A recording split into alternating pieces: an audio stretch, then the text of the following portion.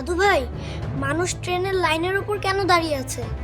আজ 9 জুলাই তো, ঠিক এই দিনেই রেল লাইন থেকে শুরু করে রাজপথ সব থমকে গিয়েছিল এক ন্যায্য দাবির নেশায়। 9 জুলাই প্রথমবার বুয়েটের মেধাবী ছাত্ররা ব্যানার হাতে রাস্তায় নামলো। এতদিন যারা চুপ ছিল, মেধার প্রশ্নে তারাও সরব হলো।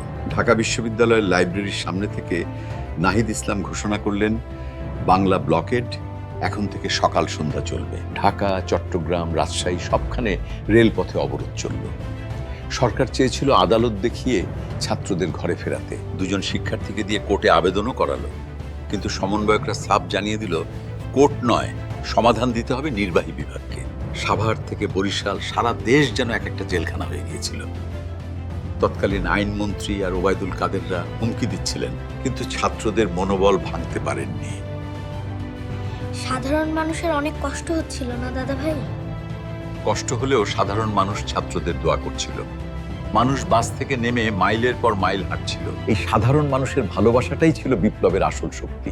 ওটা শুধু কোটা সংস্কারের আন্দোলন ছিল না দাদু ভাই, ওটা ছিল 17 বছরের ফ্যাসিবাদী জুলুমের বিরুদ্ধে একটা দমকা হাওয়া, যেখানে কোনো ভয় ছিল না, ছিল শুধু মুক্তির আনন্দ। 9 জুলাইয়ের সেই সর্বাত্মক অবরোধ প্রমাণ করেছিল, জুলাই বিপ্লব কোনো নির্দিষ্ট দল বা সংগঠনের একক সম্পত্তি নয়। এটি ফ্যাসিস্ট সরকারের অত্যাচারে অতিষ্ঠ প্রতিটি সাধারণ মানুষের সম্মিলিত দীর্ঘশ্বাস। কোটা সংস্কার থেকে শুরু হয়ে এটি ছিল একনায়কতন্ত্রের বিরুদ্ধে এক চূড়ান্ত বিজয়।